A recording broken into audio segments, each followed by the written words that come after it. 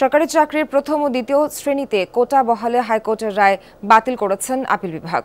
বলেছেন মেধার ভিত্তিতে 93 ভাগ চাকরি পাবেন। 1% ক্ষুদ্র নিগোষ্ঠী, 1% প্রতিবন্ধী ও তৃতীয় লিঙ্গের জন্য নির্ধারণ করে দিয়েছেন আপিল বিভাগ। প্রধান বিচারপতি তার আদেশে বলেছেন, মুক্তিযোদ্ধা, শহীদ মুক্তিযোদ্ধা ও বীরাঙ্গনাদের সন্তানের ক্ষেত্রে মুক্তিযোদ্ধা কোটা প্রযোজ্য হবে। সরকারকে দ্রুত প্রজ্ঞাপন জারি করার নির্দেশ দিয়েছেন সর্বোচ্চ আদালত। একই সাথে শিক্ষার্থীদের ক্লাসে ফেরার আহ্বান জানিয়েছেন আদালত। 3 ঘণ্টার চূড়ান্ত শুনানি শেষে এই রায় দেন প্রধান বিচারপতি নেতৃত্বাধীন পূর্ণাঙ্গ আপিল বেঞ্চ। প্রাণহানির ঘটনায় দুঃখ প্রকাশ করেছেন আপিল বিভাগ। রোববার সবার চোখ দেশের সর্বোচ্চ আদালতে। অপেক্ষা আপিল বিভাগের শুনানির। জনাকীর্ণ আদালতে আইনজীবী আর সাংবাদিকদের উপস্থিতিতে তিল ধারণের অবস্থা নেই প্রধান বিচারপতির এজলাসে। শুরুতেই 1 ঘণ্টা শুনানি করেন অ্যাটর্নি জেনারেল। কোটা পুনর্বহালে হাইকোর্টের আদেশ বাতিল চেয়ে তিনি বলেন, হাইকোর্টের রায়ে স্ববিরোধিতা আছে। কোটা সরকারের নীতিগত সিদ্ধান্ত, এতে আদালত হস্তক্ষেপ করতে পারে না। এমনকি সরকারের নীতিগত বিষয়ে আদেশ কিংবা উপদেশ দিতে পারে না আদালত। এটা সরকারের দায়িত্ব, এটা কোর্টের বিচার্য বিষয় নয়।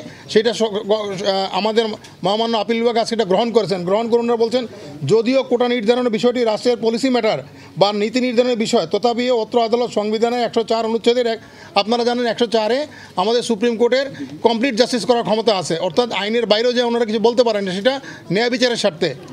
এরপর শুনানি করেন 2 শিক্ষার্থীর আইনজীবী। তিনিও অ্যাটর্নির সাথে সুর মিলিয়ে হাইকোর্টের রায় বাতিল চান। তবে আধা ঘণ্টার শুনানিতে রিটকারীর অর্থাৎ কোটার পক্ষের আইনজীবী যৌক্তিক সংস্কারের দাবি জানান। বলেন, 75 পরবর্তী সময়ে 21 বছর কোটা সুবিধা পায়নি মুক্তিযোদ্ধার সন্তানরা। শুনানিতে 9 জন সিনিয়র আইনজীবীও বক্তব্য রাখেন। তাদের মধ্যে 8 জনই হাইকোর্টের রায় বাতিল চান। পলিসি ম্যাটার হওয়ার কারণে হাইকোর্ট ডিভিশন সরকারের পলিসি ম্যাটার বিষয়ে কোনো রায় দিতে পারে না। শুনানির শেষ পর্যায়ে বক্তব্য রাখেন সুপ্রিম কোর্ট বারের সভাপতি ও বিএনপিপন্থী আইনজীবী মাহবুব উদ্দিন খোকন। প্রশ্ন রাখেন, কেন চেম্বার আদালতে যেতে দেরি করেছে রাষ্ট্রপক্ষ? তারা কি লাশের অপেক্ষা করেছে কিনা? এমন বক্তব্যে উত্তপ্ত হয়ে ওঠে আদালত। অ্যাটর্নির সাথে হয় বাকবিতণ্ডা।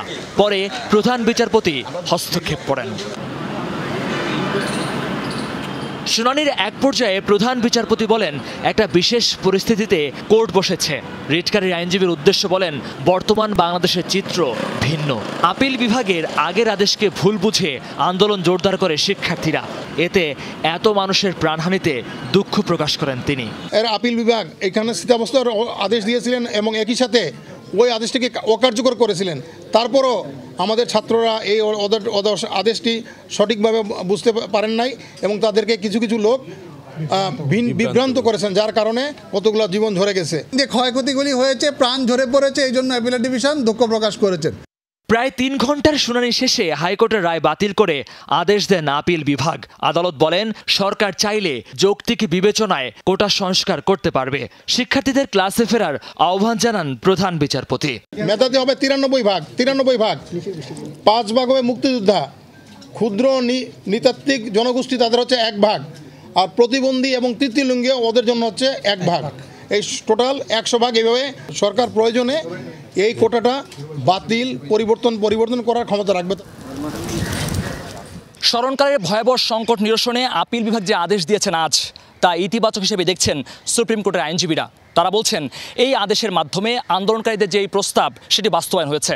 প্রধান বিচারপতি তার আদেশে বলেছেন, এখন শিক্ষার্থীদের ঘরে ফেরার সময় হয়েছে এবং যারা অভিভাবক আছেন, শিক্ষা প্রতিষ্ঠানে যারা দায়িত্বে আছেন, তাদের এখন শিক্ষা পরিবেশ বজায় রাখার জন্য অনুরোধ করেছেন প্রধান বিচারপতি।